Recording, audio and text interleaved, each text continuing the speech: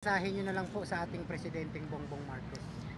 Um, Nandito kami para suportahan kung ano man yung mga gusto niya, and sana hindi nga siya madala ng mga, kasi alam naman natin na may mga ilan-ilan na kasama siya or may mga nag-uudyok sa kanya.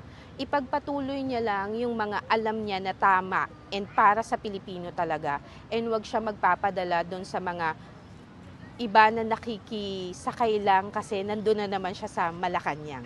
So yun, sana maging straight lang yung focus niya na mapaunlad uli and mabago uli yung Pilipinas. And wag siya makikinig dun sa mga negative na nagsasabi, basta work.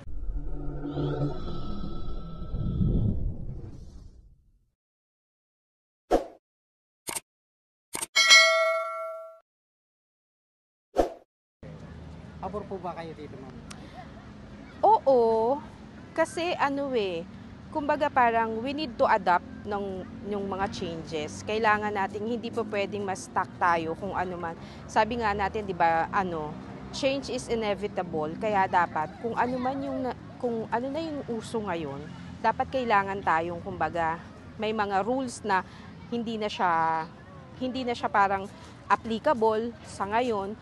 Halimbawa na lang nung mga, di ba yung parang ang sinasabi nila, gusto nila is bigyan pa ng capabilities yung mga foreigner na magkaroon ng so parang iniisip ko kasi, same ba siya nung, di ba, nakita mo yung economic ng Hong Kong, ng Singapore, kasi karamihan sa kanila parang hindi naman talaga native dun sa country na yun eh, di ba? So nag-i-invest sila. Siguro kung bibigyan nila ng parang kung bibigyan nila ng possibility na magkaroon ng ganun, mas maganda siya. Kaya lang kasi, ang iniisip ko naman kasi, hindi naman parang hindi na bago na corrupt yung government natin.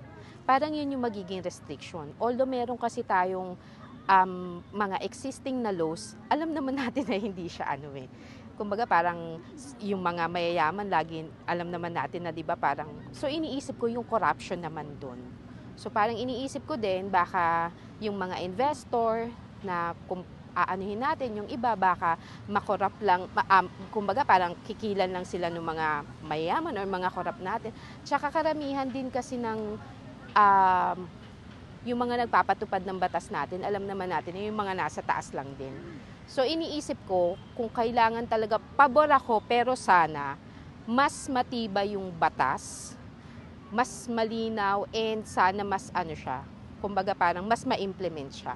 Pero maganda talaga siya kasi dapat nating sumabay kung ano man yung meron na tayo ngayon. Hindi pa pwedeng kung ano pa rin yung gusto nung 1987 Constitution natin, 'di ba? So kailangan rin talaga natin na kung may mga existing, siguro i-enhance natin or parang mas i-adapt natin kung ano may changes ngayon. Pero dapat talaga rin, i-check din nila kung yung mga existing ba natin na mga laws is applicable pa sa panahon ngayon.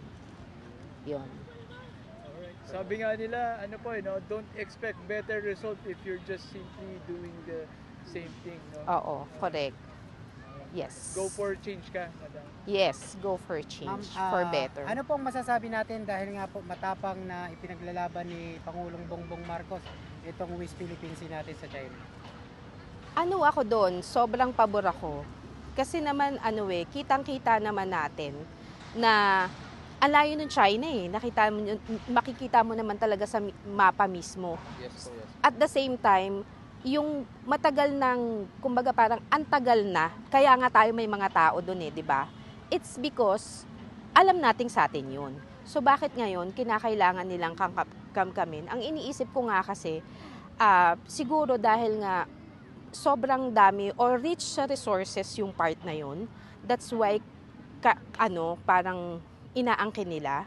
Pero dapat talaga protektahan natin yun kasi hindi lang naman siya sa generation natin, yung mas iisipin natin na yung mas matagal pa na magiging impact noon. Like for example, yung sinisira nila yung corals natin, alam niyo naman na yung corals natin sobrang million years or maraming years bago siya kumbaga maging healthy uli. So hindi lang lalo na meron tayong climate change ngayon, 'di ba? Parang same lang din yan ng mga puno. sa lupa. Na kung hindi natin kasi talaga siya, nakikita nyo naman yung epekto ng kumbaga parang lahat ng ginagawa kasi natin na pagkasira doon sa West Sea, Philippine West Sea, kumbaga yung impact nun, hindi lang talaga para sa Pilipinas, kundi parang sa buong mundo din. And at the same time, kitang-kita naman talaga natin na sa atin yun. And nanalo na tayo. Kaya dapat talaga ipaglaban natin siya. Ma'am, ano naman po masasabi natin sa mga nagsasabi daw na duwag daw ang ating Pangulong Bongbong Marcos dahil nakikipag-alyansa tayo sa iba't ibang bansa? Hindi naman sa duwag, pero kailangan din naman nating kumbaga parang part tayo ng mga organizations, 'di ba? Katulad ng sa mga ASEAN and everything. And kaya naman tayo kumbaga parang kaya tayo naging part or naging kasama tayo dun sa team na yun. It's because kailangan natin sabi nga nila, no man is an island. So ibig sabihin, hindi naman tayo yayaman ng tayo lang or hindi tayo unlad ng tayo lang. Kailangan nating makipag sa mga ibang bansa. And yun nga, if ever man na kailangan natin ng tulong, hindi lang din naman kasi kumbaga parang napapakinabangan nila tayo. Kaya dapat mapakinabangan din natin sila. And at the same time, kasi tayo, member din tayo ng United Nations. And gusto rin kasi natin ng kapayapaan. Hindi yung basta, kumbaga parang susugod na lang tayo. Di ba katulad na lang ginagawa ng, sorry to say, pero di ba nga yung China at saka yung North Korea, di ba? Parang sa tingin nyo, hindi naman nagiging maganda yung epekto nun kahit dun sa sa mga mamayan nila like sa North Korea, di ba?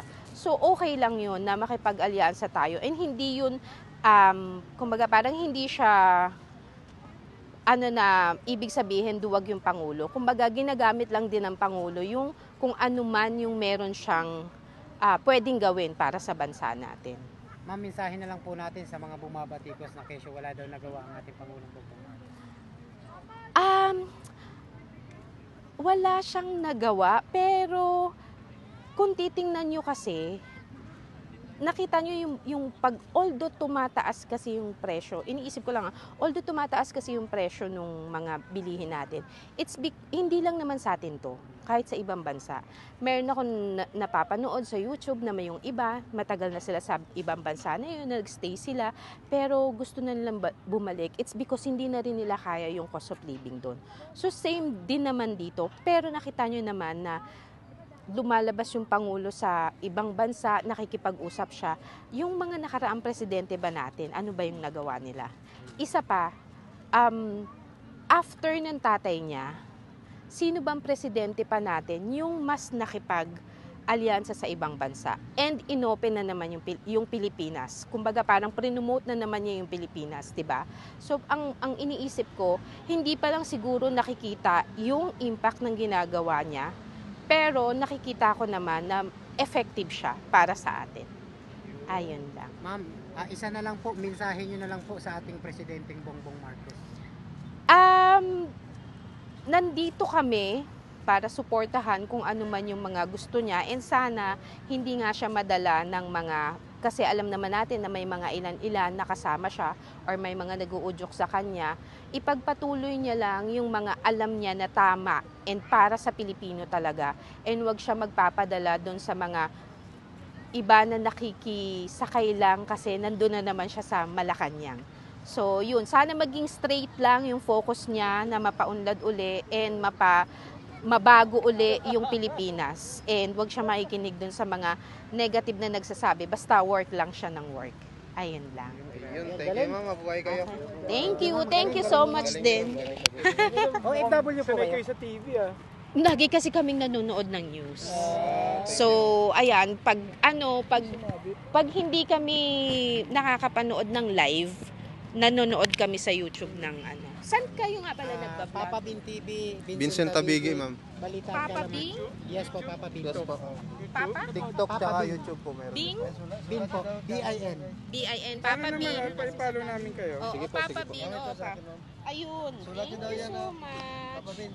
Ayun, nanonood din kami. Ma'am, pabati naman po sa mga OFW natin, mga ano nyo po, relatives. Sino pa Naka-live ba? tayo. Si mama ko kasi dating nag-Hong Kong yan. Ay, mag-ano po 420. kayo, ma'am?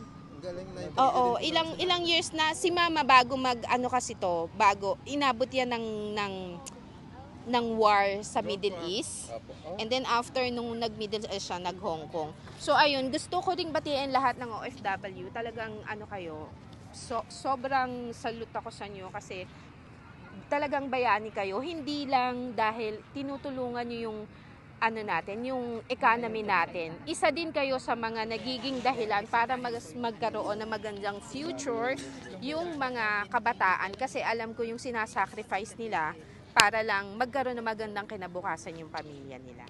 Ayun. Thank you, ma'am. Thank you so much. po. Oo. Thank you.